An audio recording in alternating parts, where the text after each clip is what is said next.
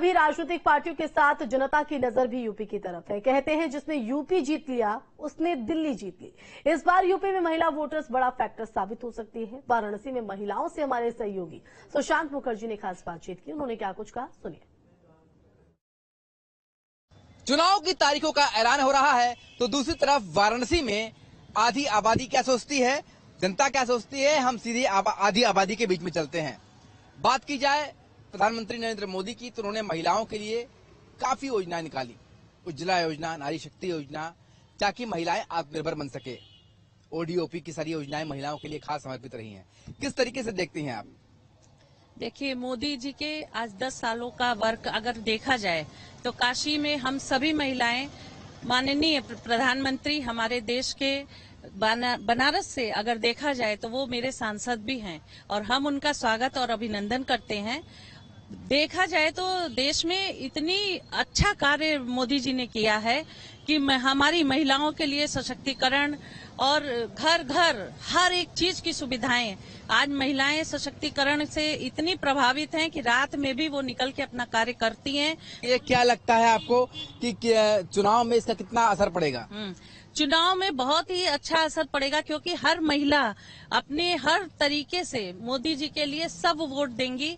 क्योंकि मोदी जी ने महिलाओं के लिए बहुत ही कार्य किया है। घर घर देखिए शौचालय है, नल है, गैस की सुविधा है और आयुष्मान कार्ड, जो कि एक स्वच्छ नारी स्वस्थ भारत के अभियान में उन्होंने ये बोला, स्वस्थ नारी स्वच्छ भारत, स्वच्छता के लिए उन्होंने इतना अच्छा काम किया, G20 का काम किया और बनारस को स्वच्छ रखने के लिए आज 10 साल पहले की आप बनारस देखिए और आज का वाराणसी देखिए, इसमें आपको खुद अंतर समझ में आ जाएगा। क्या लगता है महिलाओं के लिए जो मोदी सरकार ने योजनाएं लाई और अब चुनाव आ गया है, किस तरीके से देखती हैं आप?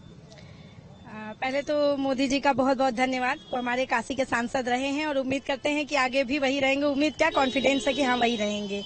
और हम लोग बहुत खुश हैं, हम महिलाएं बहुत खुश हैं इस बात से कि उन्होंने महिला सशक्तिकरण पर सबसे ज्यादा फोकस किया। आज के समय में आप देखिए कि महिलाएं हर काम कर सकती हैं। बिजनेस में उन्होंने मुद्रा योजना निकाली, रोजगार योजना निकाली, उज्ज्वला योजना निकाली, यानी घर से लेकर के बाहर तक की महिलाओं को उन्होंने कवर किया। ऐसा नहीं, मुस्लिम महिलाओं के लिए उन्होंने 3 तलाक के लिए निकाला कानून, ताकि वो भी सुरक्षित हो सके। उन्होंने अपनी किसी योजना में इस चीज का नहीं ध्यान किया कि मुझे इनको लेके चलना है या किसी विशेष वर्ग को ध्यान में रखना है। उन्होंने सारे हिंदुस्तान को, सारे देश की महिलाओं को एक समझा और उस हिसाब से उन्होंने इस योजनाओं को कार्यान्वित किया।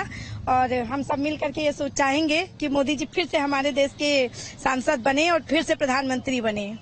क्या लगता है आपको, कितना प्रधानमंत्री ने काम किया है आप जैसे महिलाओं के लिए, कितना जीवन बदल गया आपका? प्रधानमंत्री जी को धन्यवाद। प्रधानमंत्री जी हम लोगों के लिए बहुत अच्छा काम किए हैं। जितनी भी लड़कियां आजकल देखिए रात बिरात अकेले जाती, कोई डर भय नहीं रह गया है। और प्रधानमंत्री जी ने जो जितनी भी योजनाएं निकाली हैं हम लोगों के लिए, हम लोग उससे काम कर रहे हैं और हम लोग उससे आगे भी बढ़ रहे हैं। इसलिए प्रधानमंत्री जी को हम लोग यही कहते हैं कि यही हम लोगों के सांसद बने रहे और यही देश में आपकी प्रधानमंत्री बनने का मौका भी उनको मिलेगा। क्या लगता है आपको, आप लोग महिलाएं हैं, कितना दिन बदल गया इन 10 सालों में? आपका जो योजनाएं आए महिलाओं के लिए, उससे कितना परिवर्तन आप लोगों के जीवन में आया और चुनाव को लेकर किस तरीके से आप लोगों की प्रतिक्रिया है? देखिए, माननीय मोदी जी को पहले मैं धन्यवाद देना चाहूंगी, इसलिए कि उन्होंने महिलाओं के लिए बहुत सारे कार्य किए। जो महिलाएं कभी घर से बाहर तक नहीं निकलती थी, आज वो रोजगार कर रही हैं और अपने घर का पालन कर रही हैं। गृहस्थ से लेकर बाहर तक का वो जो जीवन जी रही हैं, अपने कमाई से अपने बच्चों को पाल सकती है। उन्होंने बहुत कुछ किया समाज के लिए। और रही बात जहाँ महिलाओं का निकलना रात में मुश्किल था, आज महिलाएं रात में भी सुरक्षित होकर चल पा रही हैं। तो जो योजनाएं आई हैं, जो आप लोगों को सुविधा मिली है, क्या लगता है उसका क्या असर पड़ेगा चुनाव पर?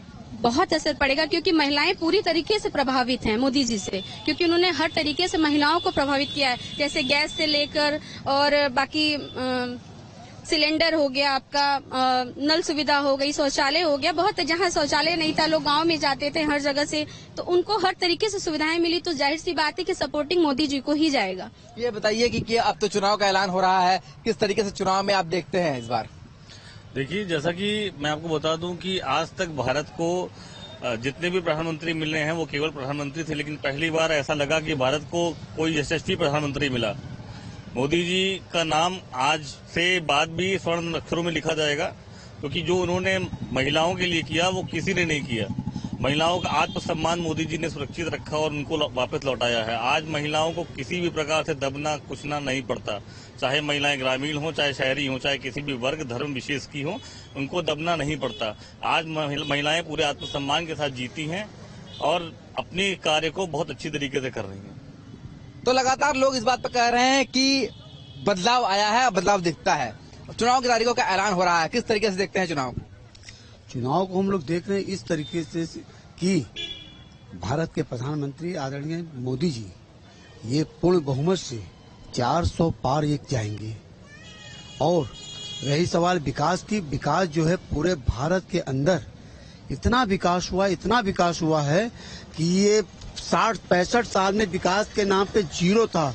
मोदी जी के 2014 में मोदी जी के आने से विकास इतना ज्यादा हुआ कि पूरे भारत का पूरे विश्व में इनकी एक नाम है कि हाँ भारत के अंदर कोई विकास किया तो मोदी जी किए। क्या लगता है चुनाव में क्या दिखाई देता है? चुनाव ये दिखाई दे रहा है कि 400 के पार हो जाएगी इनकी सीट। और दूसरी चीज, मैं मोदी जी का बहुत बड़ा आभार हूँ कि हम लोग के लिए बहुत कुछ कर रहे हैं और पूरे विश्व में नंबर 1 में इनकी गिनती शुरू हो गई है हमारे प्रधानमंत्री जी का। और मैं एक चीज और कहना चाहता हूँ कि ये जो विकास हो रहा है उन्हीं का देन है और बहुत बढ़िया इनका विकास देखने को और मिलेगा भी। क्या लगता है भाई साहब आपको, चुनाव की तारीखों का ऐलान हो रहा है, क्या आपको लगता है इस बार चुनाव में इस बार मोदी जी 400 के पार हैं। सरकार बहुत अच्छी चल रही है। हम चाहते हैं कि नरेंद्र मोदी जी सरकार बने और सब कुछ बढ़िया है। तो फिलहाल हमने सभी से बात की, आधी आबादी हमारे साथ थी और सभी का ये कहना है कि जिस तरीके से जमीनी स्तर पर काम हुआ है उससे अब तो ये लगता है कि विकास का जो ये महारथ चल पड़ा है ये अब कभी रुकने वाला नहीं है। वीडियो जर्नलिस्ट शिवम मिश्रा के साथ सुशांत मुखर्जी, न्यूज स्टेट, वाराणसी। तो लोकसभा चुनाव का बिगुल बजने वाला है, तो 2024 चुनावों को लेकर नोएडा की महिला क्या सोचती हैं वो भी सुनिए। 2024 के चुनाव की तैयारी पूरी हो चुकी है। चुनाव आयोग 3 बजे प्रेस कॉन्फ्रेंस करके तारीखों का ऐलान भी कर देगी। उसी के बीच नोएडा की जनता क्या सोचती है, तमाम वर्ग के लोग मेरे साथ मौजूद हैं, उनसे बात करेंगे। अब तारीखों का ऐलान होने वाला है, क्या लग रहा है इस बार के चुनाव में आपको? इस बार तो जैसे मोदी सरकार कह रही है कि 400 पार, जो सर्वे भी आया 411 का, मुझे लगता है सरकार तो बना ही लेगी भारतीय जनता पार्टी। क्या और काम है जो होने चाहिए जो नहीं हो पाए 10 सालों में? एक रोजगार के ऊपर मैं कहूंगा, जैसे अभी ये पिछला पुलिस की जो पेपर लीक हो गया था वो उस पे, रोजगार पे, और बाकी सारी चीजें तो यूपी में अच्छी है। कानून व्यवस्था बहुत अच्छी है, रोडों का विकास बहुत अच्छा है, लाइट बहुत अच्छी है और जीडीपी भी अच्छी बढ़ी है। पिछले दिनों भी सीए कानून पास हुआ है, उसका कितना असर और किस तरह से पड़ेगा इस चुनाव पे?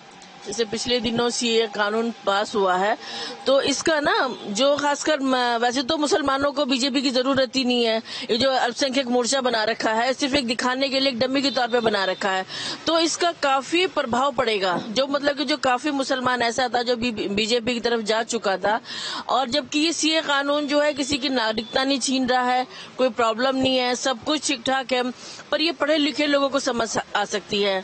जो जाहिल है, एक बहुत बड़ा तबका जो जाहिल है, जो उन्हें समझ नहीं सकता, उन्हें समझ नहीं आ सकती है। बिल्कुल, देखिए और भी लोग हमारे साथ मौजूद है। 10 साल में क्या ऐसे काम है जिसके आधार पर बीजेपी 400 पार का नारा दे रही है? देखिए, काम तो बहुत से हैं और कुछ काम होंगे जो नहीं हुए होंगे, ऐसा हो सकता है, मैं नहीं कह रही, लेकिन बहुत से ऐसे काम है जैसे कि देखिए शौचालय जो अब घर घर पहुंच चुका है, और दूसरी चीज 370। अब हर कोई कहता है कि 370, आप बार बार क्यों बोलते हो 370? क्योंकि 370 बहुत ही बड़ा मुद्दा है जो कि 70 सालों में कांग्रेस तो बिल्कुल नहीं कर पाई थी, और आए दिन वहाँ पे हमले होते थे, आए दिन वहाँ पे मतलब विस्फोट होना, मतलब किसी को तरीके से वहाँ व्यवसाय भी किसी का सही से नहीं चल पा रहा था। और आज का टाइम देख लीजिए, वो टूरिज्म बनने वाला है एक टाइम पे। अब वहाँ लोग घूमने के लिए जा रहे हैं क्योंकि उन्हें दिख रहा है कि हमें आजादी मिल रही है, तभी तो हम घूमने के लिए जा रहे हैं। वरना पहले जब होता था, दिल्ली में सदर बाजार में जाने के लिए लोग डरते थे कि कब कहाँ बम विस्फोट हो जाए, हम कैसे जाएंगे, भीड़ है, भीड़ में कुछ भी हो सकता है।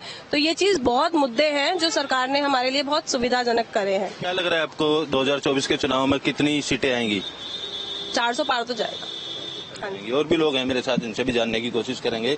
अब चुनावी समय है, आज तारीखों का ऐलान हो जाएगा, क्या आपके ऐसे मुद्दे हैं जिसको लेकर अपना नेता चुनेंगे और कौन सी पार्टी मजबूत नजर आ रही है? हम तो भारतीय जनता पार्टी को ही चाहेंगे क्योंकि उसने हमें किसी को भूखा नहीं सुलाया है, राशन फ्री दिया है, टॉयलेट फ्री दिया है और तुम्हारा ऐसी ऐसी चीजें दी हैं, रोड फ्री दिया है। यहाँ से लेके वहाँ तक फ्री, चले जाओ कहीं, नॉन स्टॉप, कहीं भी कुछ नहीं है, सब